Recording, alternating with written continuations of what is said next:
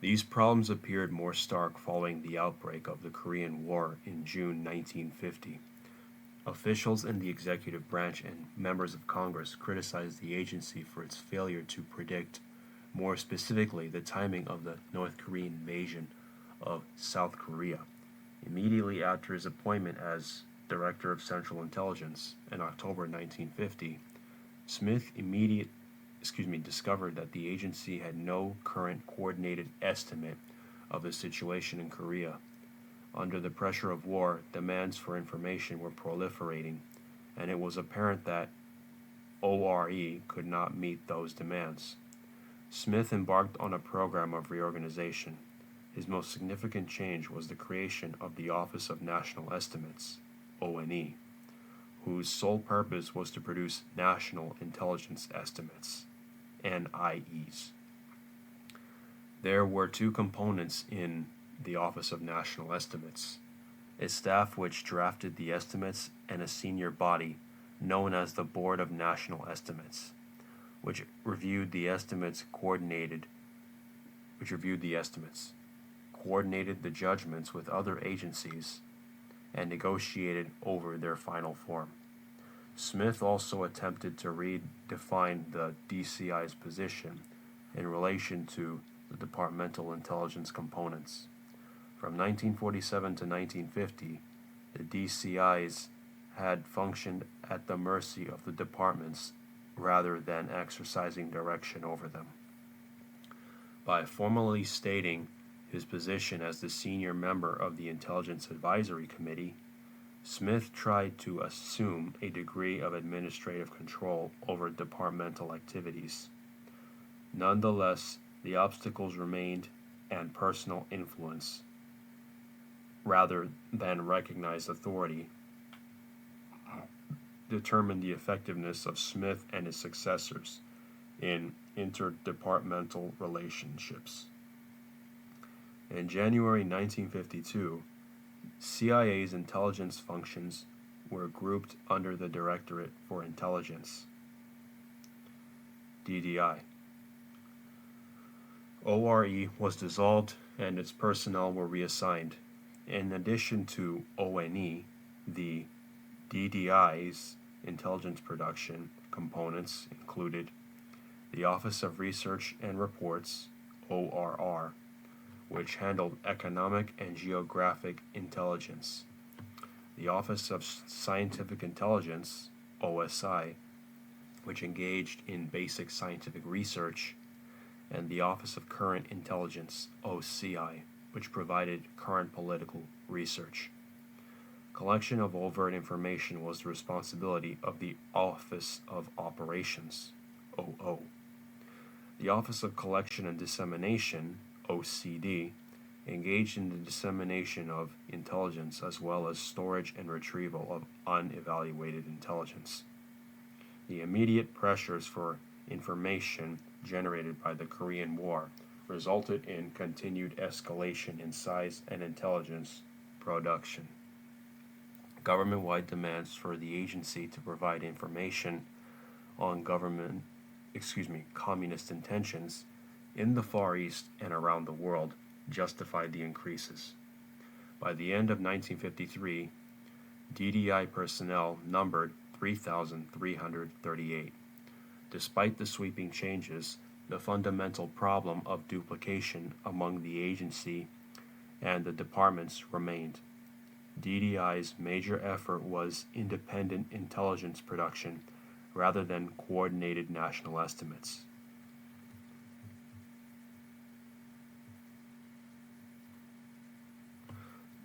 Five, clandestine operations. The concept of a central intelligence agency developed out of a concern for the quality of intelligence analysis available to policy. End of page 110, beginning page 111. Makers. The 1945 discussion which surrounded the creation of the CIG focused exclusively on the problem of production of coordinated intelligence judgments. 2 years later, debates on the CIA in both the Congress and the executive assumed only a collection and analysis role for the newly constituted agency. Yet, within 1 year of the passage of the National Security Act, the CIA was charged with the conduct of covert psychological, political, paramilitary, and economic activities. Footnote 3. Pausing the reading and reading footnote 3. Psychological operations were primarily media-related activities, including unattributed publications, forgeries, and subsidization of publications. Political action involved exploitation of dispossessed persons and defectors, and support to political parties. Paramilitary activities included support to guerrillas and sabotage. Economic activities consisted of monetary and fiscal operations.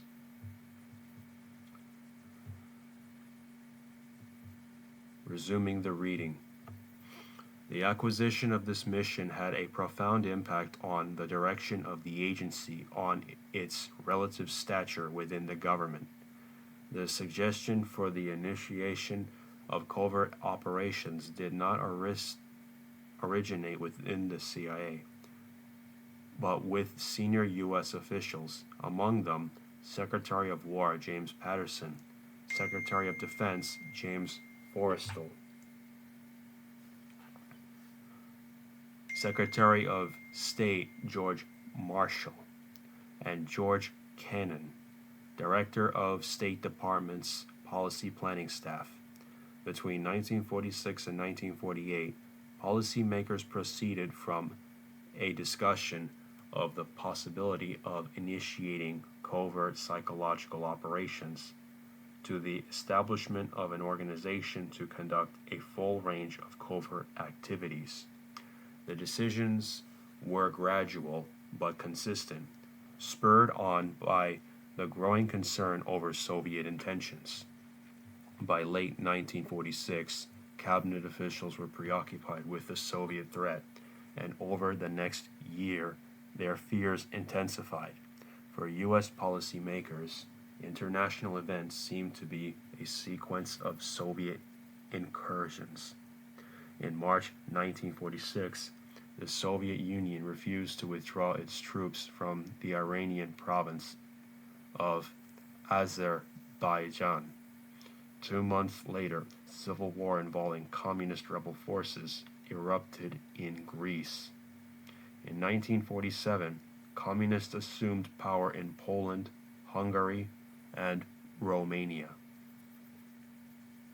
And in the Philippines, the government was under attack by the Hukbalahapes, a communist-led guerrilla group. In February 1948, communists staged a successful coup in Czechoslovakia. At the same time, France and Italy were beleaguered by a wave of communist-inspired strikes. Policymakers could and did look at these developments as evidence of the need for the United States to respond. In March 1948, near hysteria gripped the U.S. government with the so-called, quote, war scare, end quote. The crisis was precipitated by a cable from General Lucius Clay, Commander-in-Chief, European Command, to Lieutenant General Stephen J. Chamberlain, Director of Intelligence, Army General Staff, in which Clay said, quote, I have felt a subtle change in Soviet attitude which I cannot define, but which now gives me a feeling that it, brackets, war, in brackets, may come with dramatic suddenness, end quote. The war scare launched a series of interdepartmental intelligence estimates on the likelihood of a Soviet attack on Western Europe and the United States. Although the estimates concluded that there was no evidence the USSR would start a war, Clay's cable had articulated the degree of suspicion and outright fear of the Soviet Union that was shared by policymakers in 1948. For U.S. officials, the perception of the Soviet Union as a global threat demanded new modes of conduct in foreign policy. 2. Supplement. End of page 111, beginning page 112. The traditional alternatives of diplomacy and war.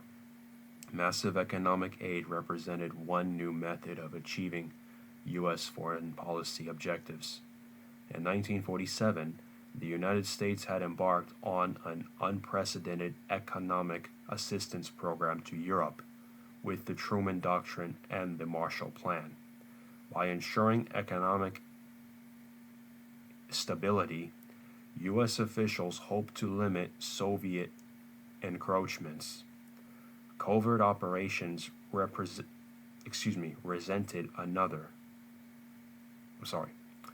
Covert operations represented another. More activist departures in the conduct of U.S. peacetime foreign policy. Covert action was an option that was something more than diplomacy, but still short of war. As such, it held the promise of frustrating Soviet ambitions without provoking open conflict. The organizational arrangements for the conduct of covert operations reflected both the concept of covert action as defined by U.S. officials and the perception of the CIA as an institution. Both the activities and the institution were regarded as extensions of the State Department and the military services. Covert action was to serve a support function to foreign and military policy preferences, and the CIA was to provide the vehicle for the execution of those preferences. In June 1948, a CIA component, the Office of Special Projects, soon renamed the Office of Policy Coordination, OPC, was established for the execution of covert operations. The specific activities included psychological warfare, political warfare, economic warfare, paramilitary activities. OPC's budget and personnel were appropriated within CIA allocations, but the DCI had no authority in determining OPC's activities. Responsibly for the direction of OPC rested with the office's director, appointed by the Secretary of State. Policy guidance, decisions on the need for specific activities came to the OPC director from State and Defense, bypassing the DCI. In recommending the development of a covert action capability in 1948, policymakers intended to make available a small contingency force with appropriate funding that could mount operations on a limited basis. Senior officials did not plan to develop large-scale continuing activities. Instead, they hoped to establish a small capability that could be activated when and where the need occurred, at their discretion. 6. The Office of Policy Coordination, 1948 to 1952. OPC developed into a far different organization from that envisioned by Forrestal, Marshall, and Cannon.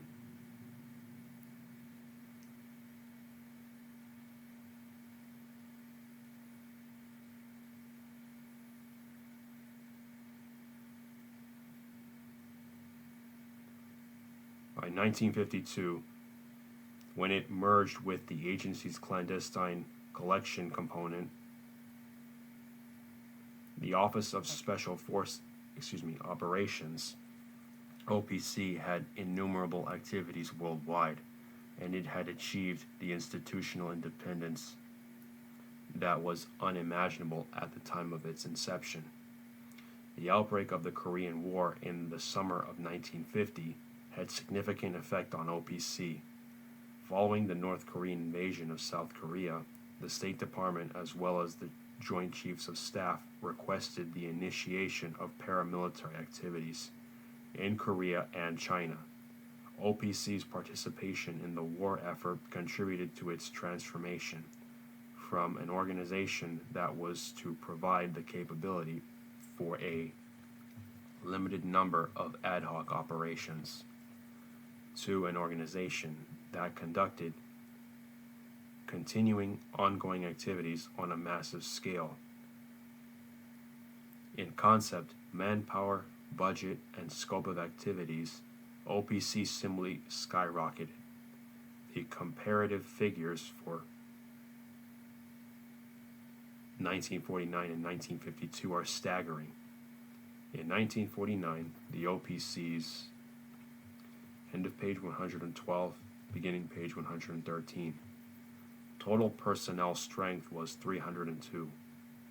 In 1952, it was 2,812, plus 3,142 overseas contract personnel. In 1949, OPC's budget figure was $4,700,000. In 1952, it was $82 million. In 1949, OPC had personnel assigned to 7 overseas stations. In 1952, OPC had personnel at 47 stations. Footnote 4. Pausing the reading and reading footnote 4.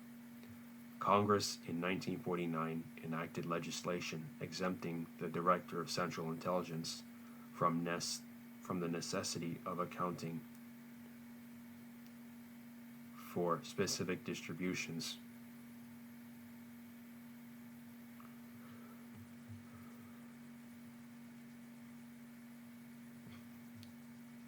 Resuming the reading.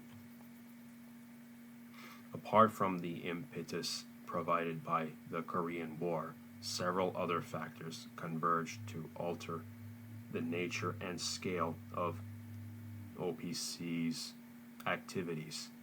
First, policy direction took the form of condoning and fostering activity without providing scrutiny and control.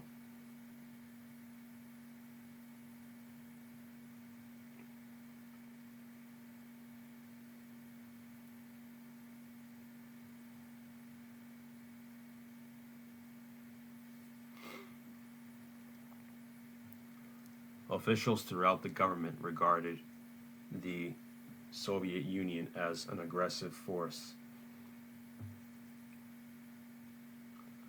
and OPC's activities were initiated and justified on the basis of this shared perception. The series of National Security Council directives, which authorized covert operations, laid out broad objectives and stated in bold terms the necessity for meeting the Soviet challenge head-on. After the first 1948 directive authorizing covert action, subsequent directives in 1950 and 1951 called for an intensification of these activities without establishing firm guidelines for approval. State and defense guidance to OPC quickly became very general, couched in terms of overall goals rather than specific activities. This allowed OPC maximum latitude for the initiation of activities or, quote, projects, end quote, the OPC term. Second, OPC operations had to meet the very different policy needs of the State and Defense Departments. The State Department encouraged political action and propaganda activities to support its diplomatic objectives, while the Defense Department requested paramilitary activities to support the Korean War effort to counter communist-associated guerrillas. These distinct missions required OPC to develop and maintain different capabilities, including manpower and support material. The third factor contributing to OPC's expansion was the organizational arrangements that created an internal demand for projects. To correlate the requirements of state and defense with its operations, OPC adopted a project system rather than a programmed financial system. This meant that OPC activities were organized around projects rather than general programs or policy objectives, and that OPC budgeted in terms of anticipated numbers of projects. The project system had important internal effects. An individual within OPC judged his own performance and was judged by others on the importance and number of projects he initiated and managed. The result was competition among individuals and among the OPC divisions to generate the maximum number of projects. Projects remained the fundamental units around which covert activities were organized, and 2 generations of agency personnel have been conditioned by this system. 7. OPC integration and the OPC-OSO merger. The creation of OPC and its ambiguous relationship to the agency precipitated 2 major administrative problems: the DCI's relationship to OPC and antagonism between OPC and the agency's clandestine collection component, the Office of Special Operations. DCI Walter Bedell Smith acted to rectify both problems. End of page 113, beginning page 114. As OPC continued to grow, Smith's predecessor, Admiral Hillen Cotter,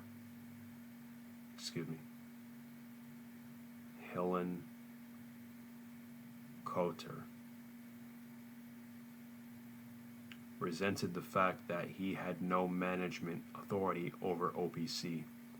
Although its budget and personnel were being allocated through the CIA, Hillen Cotter's clashes with the state and defense departments, as well as with Frank G. Wisner, the director of OPC, were frequent.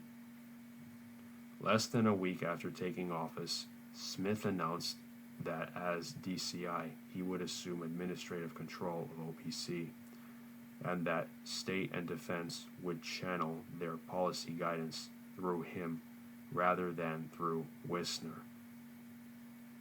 On October 12, 1950, the representatives of State, Defense, and Joint Chiefs of Staff formally accepted the change. The ease with which this shift occurred was primarily a result of Smith's own position of influence with the departments. OPC's anomalous position in the agency revealed the difficulty of maintaining 2 separate organizations for the execution of varying but overlapping clandestine activities. The close, quote, tradecraft, end quote, relationship between clandestine collection and covert action, and the frequent necessity for one to support the other, was totally distorted with the separation of functions in OSO and OPC. Organizational rivalry rather than interchange dominated the relationship between the 2 components. On the operating level, the conflicts were vicious. Each component had representatives conducting separate operations at each overseas station. Given the related missions of the 2, OPC and OSO personnel were often competing for the same agents and, not infrequently, attempting to wrest agents from each other. In 1952, the outright hostility between the 2 organizations in Bangkok required the direct intervention of Assistant Director for Special Operations, Lyman Kirkpatrick. There, an important local military official was closely tied to OPC, and OSO was trying to lure him in its employ.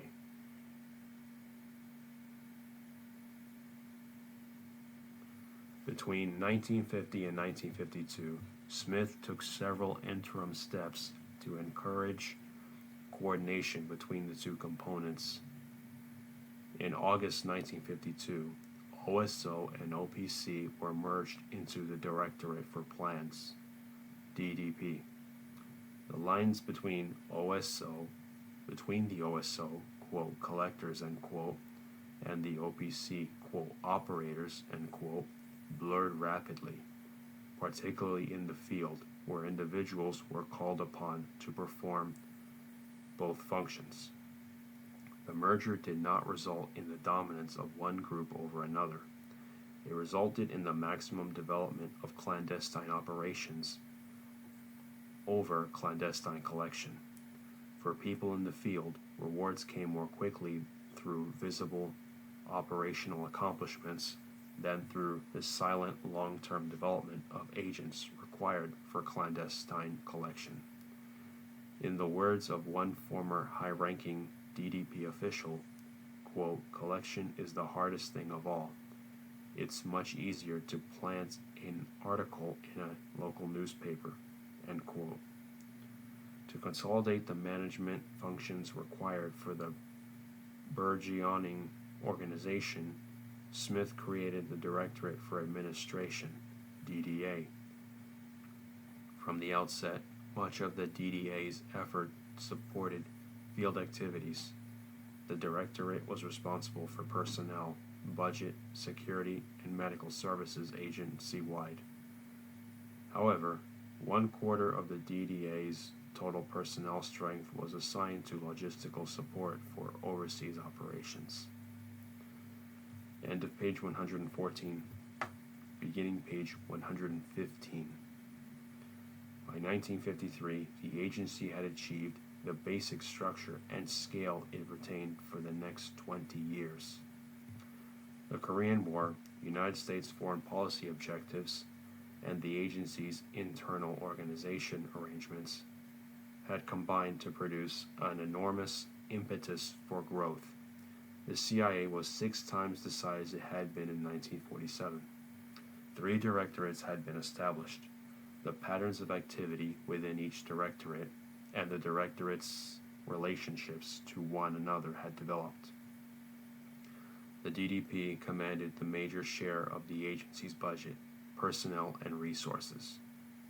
In 1952, clandestine collection and covert action accounted for 74% of the agency's total budget. Footnote 5. Pausing the reading and reading footnote 5. This did not include DDA budgetary allocations in support of DDP operations.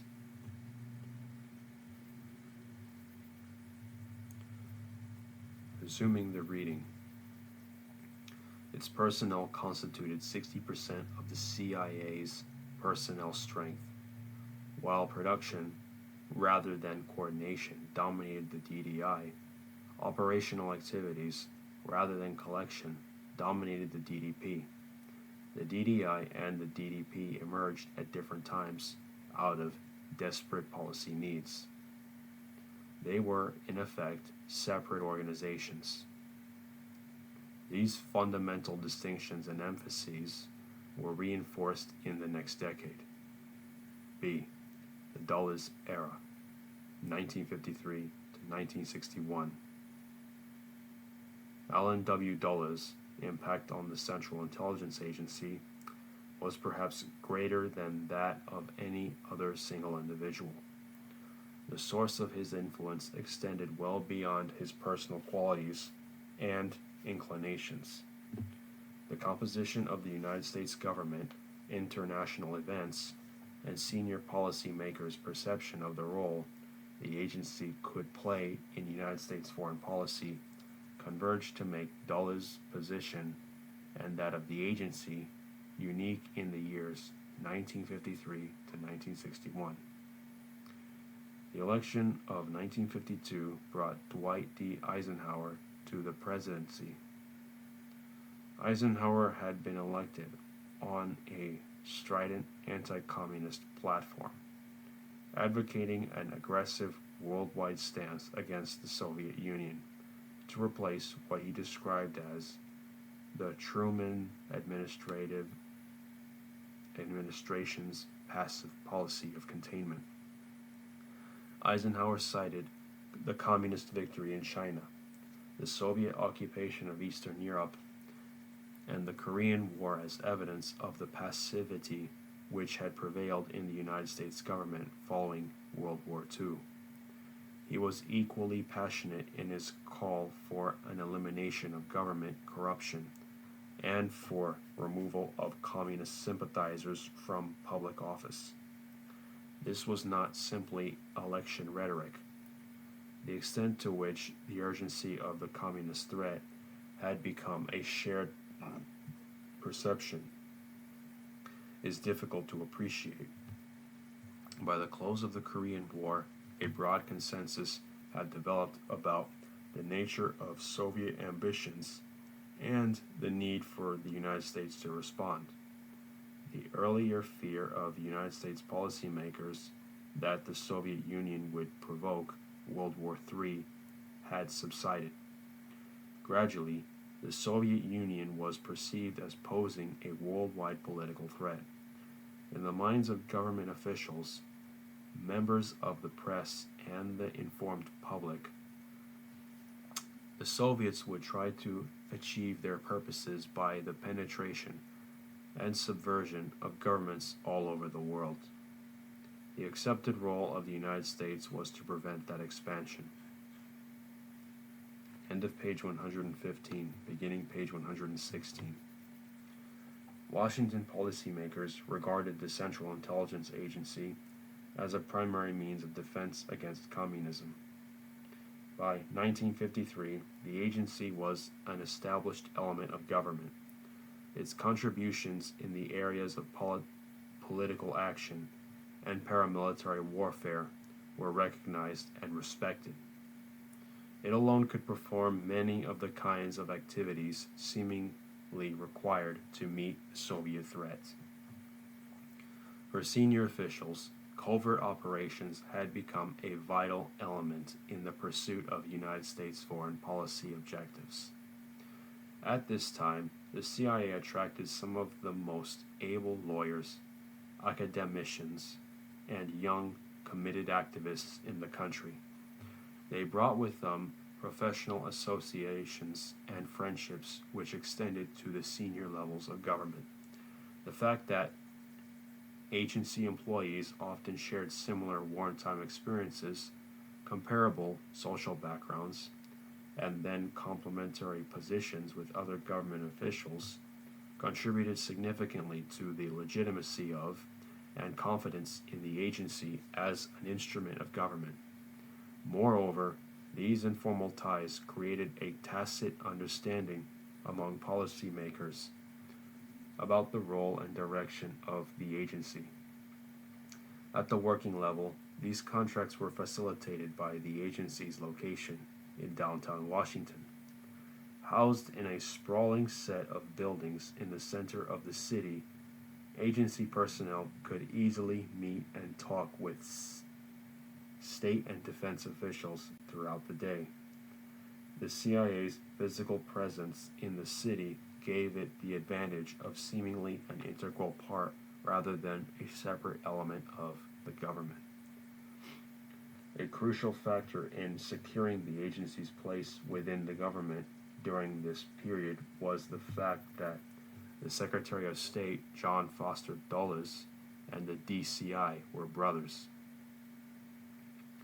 Whatever their formal relationships among the State Department, the NSC, and the agency, they were superseded by the personal and working association between the brothers. More importantly, both had the absolute confidence of President Eisenhower in the day-to-day formulation of policy These relationships were crucial to the executive's support for the agency, and more specifically for Allen Dulles personally in the definition of his own role and that of the agency. No one was more convinced that the agency could make a special contribution to the advancement of United States foreign policy goals than Allen Dulles. Dulles came to the post of DCI in February 1953 with an extensive background in foreign affairs and foreign espionage, dating back to World War I. By the time of his appointment, his view of the CIA had been firmly established. Dulles' role as DCI was rooted in his wartime experience with OSS. His interest and expertise lay with the operational aspects of intelligence, and his fascination with the details of operations persisted.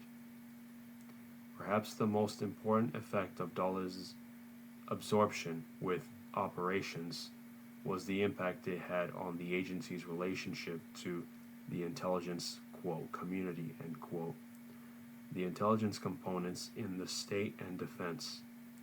As DCI, Dulles did not assert his position or that of the agency in attempting to coordinate departmental intelligence activities.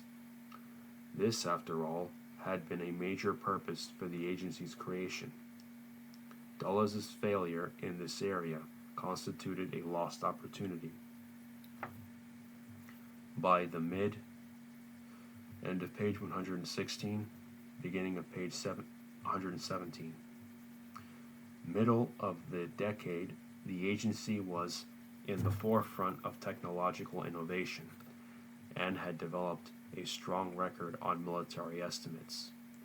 Conceivably, Dulles could have used these advances as bureaucratic leverage in exerting some control over the community. He did not. Much of the reason was a matter of personal temperament. Jolly, gregarious, and extroverted in the extreme, Dulles disliked and avoided confrontations at every level. In doing so, he failed to provide even minimal direction over the departmental intelligence components at a time when intelligence capabilities were undergoing drastic changes. 1. The clandestine service. Footnote 5a. Pausing the reading and reading footnote 5a. The term, quote, clandestine service, end quote, is used synonymously with the Deputy Directorate for Plans. Although clandestine service has never been an official designation, it is common usage in the intelligence community and appears as such in the Select Committee's hearings.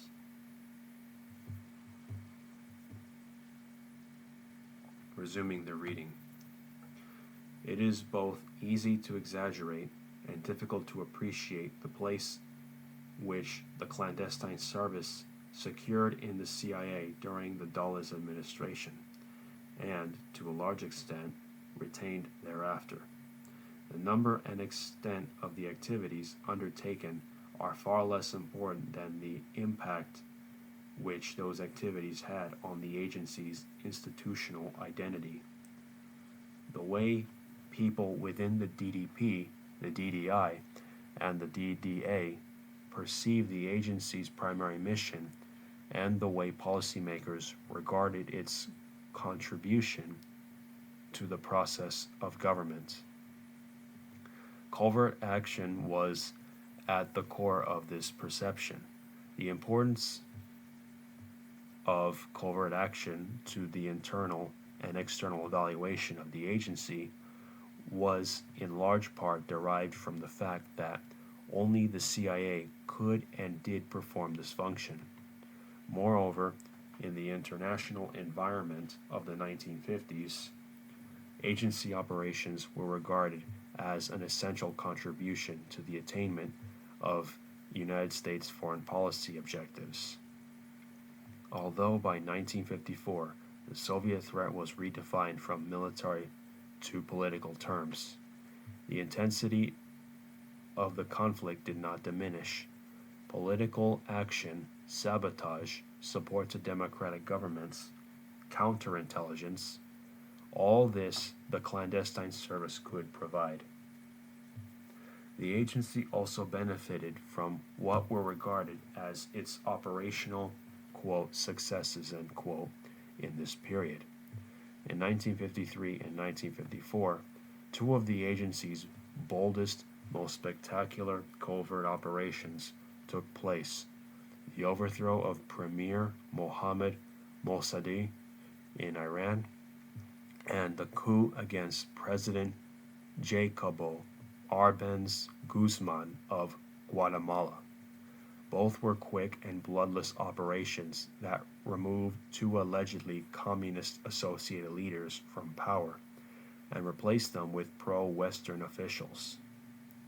Out of these early achievements, both the agency and Washington policymakers acquired a sense of confidence in the CIA's capacity for operational success. The DDP's major expansion in overseas stations and in the establishment of an infrastructure for clandestine activities had taken place between 1950 and 1952. In the decade of the 1950s, the existing structure made possible the development of continuous foreign intelligence, counterintelligence, political action, and propaganda activities. Policymakers' perception of covert action as the CIA's primary mission was an accurate reflection of the agency's internal dynamics. Between 1953 and 1962, the clandestine service occupied a preeminent position in the CIA. First, it had the consistent attention of the DCI. End of page 117, beginning page 118. Second, the DDP commanded the major portion of resources in the agency. Between 1953 and 1961, clandestine collection and covert action absorbed an average of 54% of the agency's total annual budget. Footnote 6. Pausing the reading and reading footnote 6. This did not include DDA budgetary allocations in support of DDP operations. Resuming the reading. Although this represented a reduction from the period of the Korean War, DDP allocations still constituted the majority of the agency's expenditures. Likewise, from 1953 to 1961, the DDP gained nearly 2,000 personnel. On its formal table of organization, the DDP registered an increase of only 1,000. However, increases of nearly 1,000 in the logistics and communications components of the DDA represented growth in support to clandestine service operations. Within the agency, the DDP was a directorate apart. As the number of covert action projects increased, elaborate requirements for secrecy developed around operational activities. The DDP's self-imposed security requirements left it exempt from many of the agency's procedures of accountability. Internally, the DDP became a highly compartmented structure where information was limited to small groups of individuals, based primarily on a, quote, need to know, end quote, principle. The norms and position of the clandestine service had important repercussions on the execution of the CIA's intelligence mission. In the 1953 to 1962 period, theoretically, the data collected by the DDP field officers should have served as a major source for DDI analysis.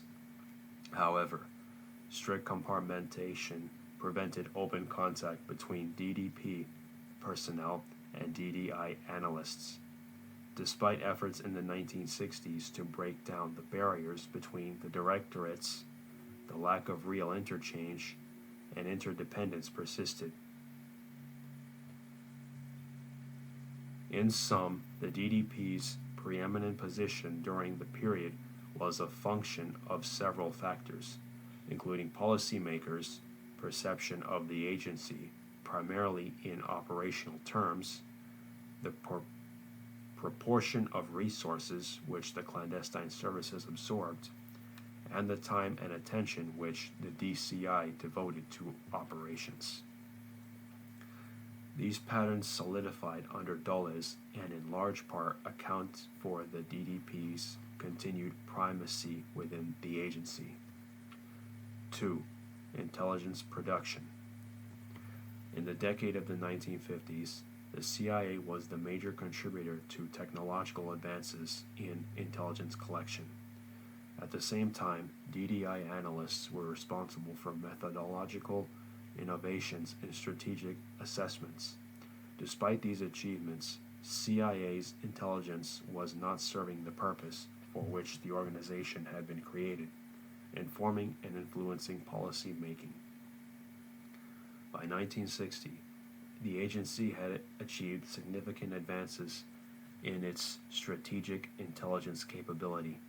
The development of overhead reconnaissance, beginning with the U-2 aircraft and growing in scale and sophistication, with follow-on systems, generated information in greater quantity and accuracy than had ever before been contemplated. Basic data on the Soviet Union beyond the reach of human collection, such as railroad routes, construction sites, and industrial concentrations, became readily available. Analysts in the Office of National Estimates began reevaluating assumptions regarding Soviet strategic capabilities. This reevaluation resulted in reduced estimates of Soviet missile deployments at a time when the armed services and members of Congress were publicly. End of page 118, beginning page 119. Proclaiming a, quote, missile gap, end quote, between the United States and the Soviet Union. A final element contributed to the agency's estimative capability, a material supplied by Oleg Penkovsky. Well placed in Soviet military circles, Penkovsky turned over a number of classified documents relating to Soviet strategic planning and capabilities. These three factors, technological breakthrough, analytic innovation, and the single most valuable Soviet agent in history, converged to make the agency the most reliable source of intelligence on Soviet strategic capabilities in the government.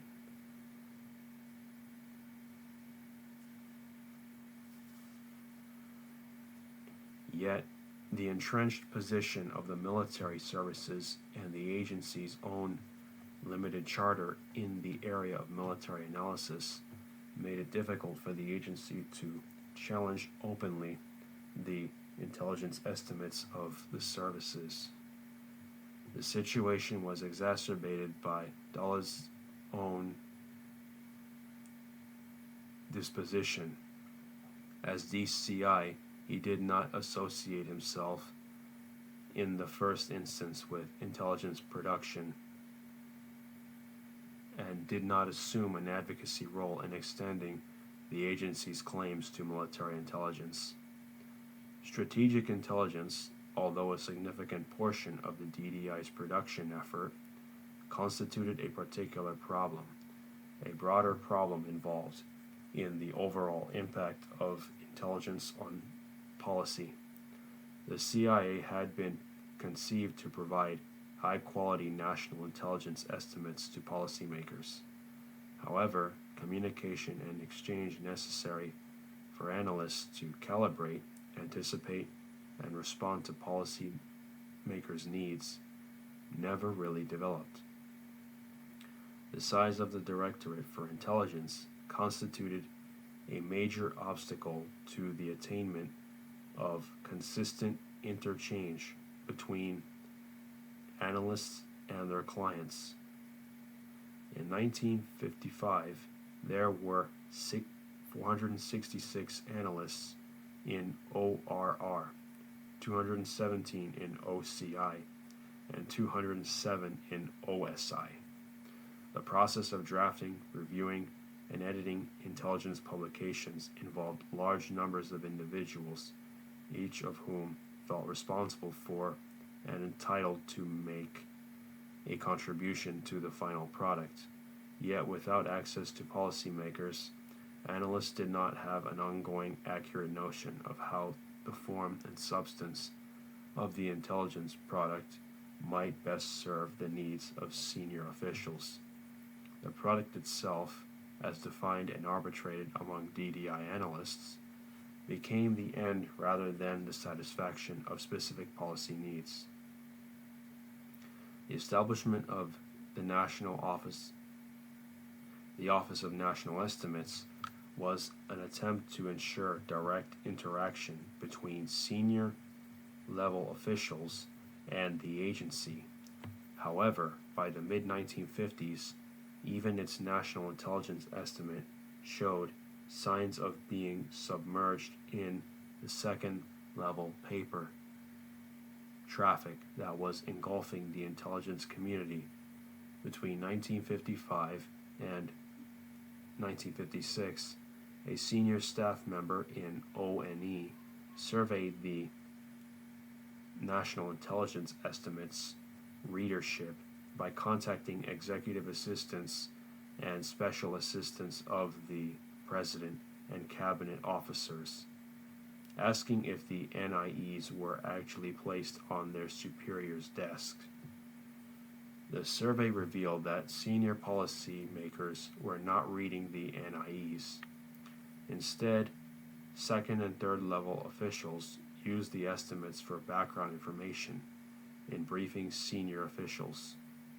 The failure of the NIEs to serve their fundamental purpose for senior officials was indicative of overall failure of intelligence to influence policy. 3. The community coordination problem. Dulles' neglect of the community management or coordination aspect of his role as DCI was apparent to all who knew and worked with. End of page 119, beginning page 120. Him. His reluctance to assume an aggressive role in dealing with the military on the issue of military estimates was closely tied to his lack of initiative in community-related matters. Unlike Bedell Smith before him and John McCone after him, Dulles was reluctant to take on the military. The development of the U-2 and follow-on systems had enormous impact on intelligence collection capabilities and on the agency's relative standing in the intelligence community. Specifically, it marked the agency's emergence as the intelligence community's leader in the area of overhead reconnaissance. At a time when the CIA was reaping the benefits of overhead reconnaissance, and when the DDI's estimate on Soviet missiles were taking issue with the service's judgment, Dulles could have been far more aggressive in asserting the agency's position in the intelligence community and advocating his own role as coordinator.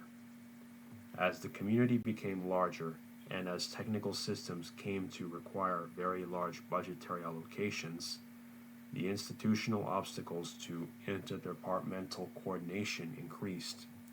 By not acting on the opportunity he had, Dulles allowed departmental procedures, specifically those in the military's technical collection programs, to become more entrenched and routinized. making later attempts at coordination more difficult. The coordination problem did not go unnoticed during Dulles' term, and there were several attempts within Congress and the executive to direct Dulles' attention to the DCI's community responsibility. The efforts were unsuccessful both because of Dulles' personal disposition and because of the inherent weakness of the mechanisms established to strengthen the DCI's position in the community.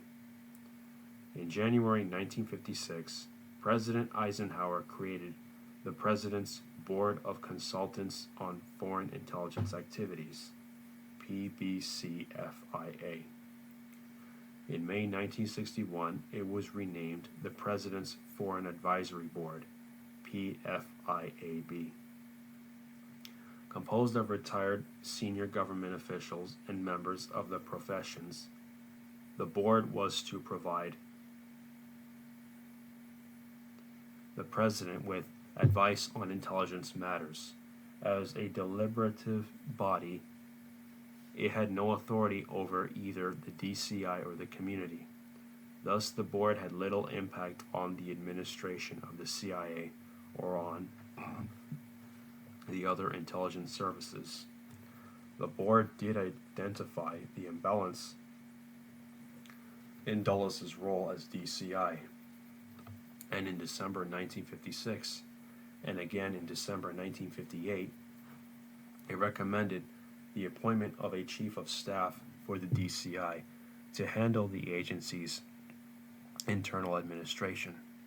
In 1960, the PBCFIA suggested the possibility of separating the DCI from the agency to serve as the President's intelligence advisor and to coordinate community activities. Nothing resulted from these recommendations. In 1957, the board recommended the merger of the United States Communications Intelligence Board with the Intelligence Advisory Committee. Footnote 7. Pausing the reading and reading footnote 7. The U.S. CIB was established in 1946 to advise and make recommendations on communications intelligence to the Secretary of Defense. The U.S. CIB's membership included the Secretaries of State, Defense, and the Director of the FBI, and representatives of the Army, Navy, Air Force, and CIA. U.S. CIB votes were weighed. Representatives of State, Defense, the FBI, and CIA each had 2 votes. Other members had 1.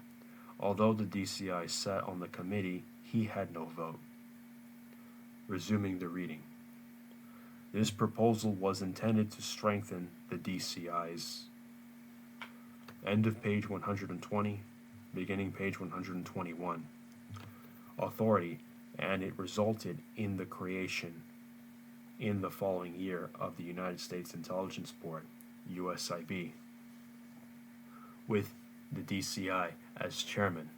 Like the IAC, however, USIB was little more than a superstructure. It had no budgetary authority, nor did it provide the DCI with any direct control over the components of the intelligence community. The separate elements of the community continued to function under the impetus of their own internal drives and mission definitions, essentially the problem that had existed at the time of the creation of the CIG remained. From 1953 to 1961, a single presidential administration and consistent American policy objectives, which had wide public and governmental support, contributed to a period of stability in the agency's history. The internal patterns that had begun to emerge at the close of the Korean War solidified. The problems remained much of the same. The inherent institutional obstacles to management of the community's intelligence activities, combined with Dulles' failure to assert The agencies and the DCI's coordination roles allowed the perpetuation of a fragmented government-wide intelligence effort. The CIA's own intelligence production, though distinguished by advances in technical collection and in analysis, had not achieved the consistent policy support role that the agency's creation had intended to provide. Dulles' marked orientation toward clandestine activities, his brother's position as Secretary of State, and Cold War tensions combined to maximize the agency's operational capability. In terms of policymakers' reliance on the CIA, allocation of resources, and the attention of the agency's leadership, clandestine activities had overtaken intelligence analysis as the CIA's primary mission. C. Change and routinization. 1961 to 1970. In 1961, Cold War attitudes continued to dominate the foreign policy assumptions of United States policymakers. In the early part of the decade, American confidence and conviction were manifested in an expansive foreign policy that included the abortive Bay of Pigs landing, a dramatic confrontation with the Soviet Union over the installation of Soviet missiles in Cuba, increased economic assistance to underdeveloped countries in Latin America and Africa, and rapidly escalating military activities in Southeast Asia. Although the American presence in Vietnam symbolized U.S. adherence to the strictures of the Cold War, perceptions of the Soviet Union began to change by the middle of the decade. The concept of an international monolith broke down as differences between the USSR and China emerged. Moreover, the strategic arms competition assumed increased importance in relations between the two countries. The CIA was drawn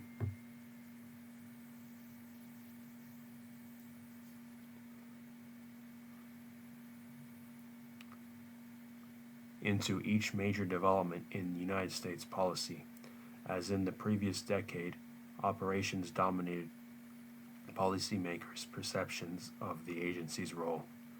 The United States interventionist policy fostered the CIA's utilization of its existing capabilities, as well as the development of paramilitary capabilities in the support of American counterinsurgency and military programs.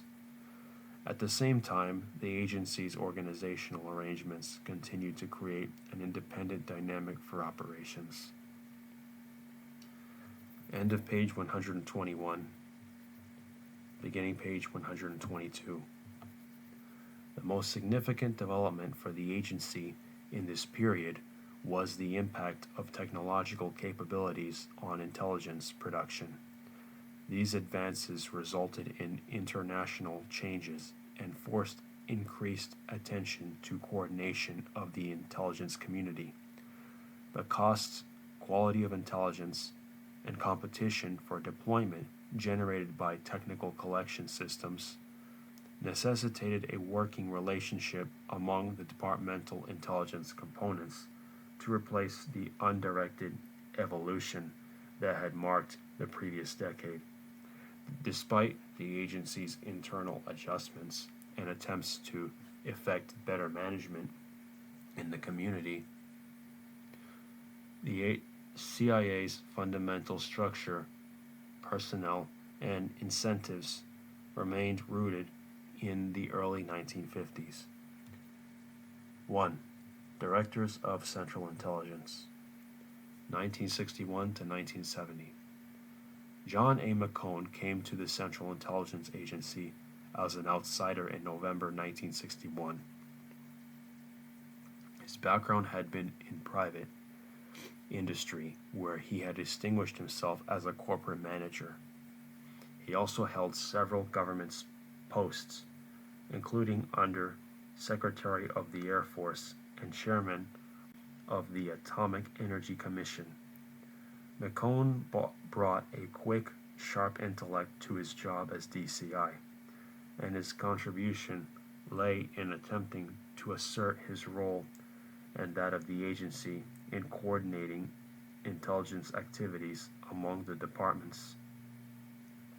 Much of his strength in the intelligence community derived from the fact that he was known to have ready access to President Kennedy. McCone resigned from the agency in April 1965, precisely because Lyndon Johnson had not recorded him similar stature. Admiral William F. Raborn served as DCI for only a year. He left in June 1966, and his impact on the agency was minimal. Richard M. Helms came to the position of DCI after 20 years in the clandestine service. Just as Allen Dulles had identified himself within the intelligence profession, Helms identified himself with the agency as an institution. Having served in a succession of senior positions, Helms was a first-generation product of the agency, and he commanded the personal and professional respect of his contemporaries.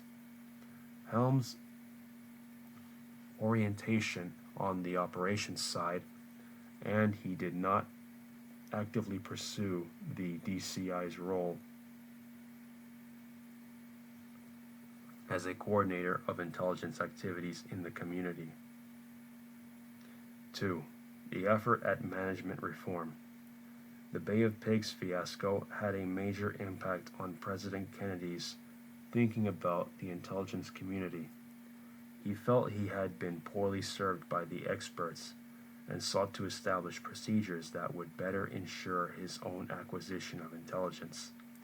In short, Kennedy defined a need for a senior intelligence officer, and in doing so, assured John McCone an influential position in policymaking. Kennedy's definition of the DCI position emphasized two roles: coordinator for the community and principal intelligence advisor to the president.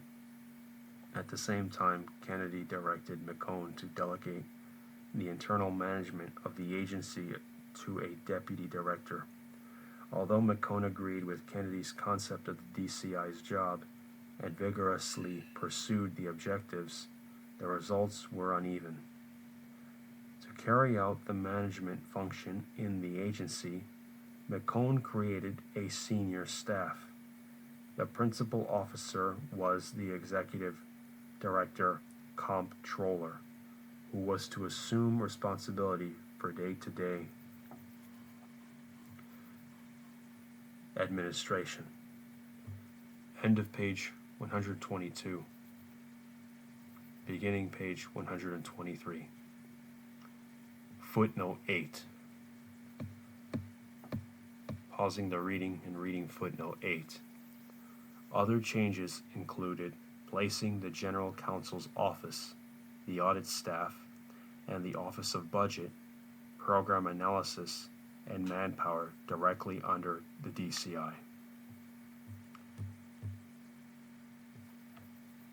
I will stop here for today's recording.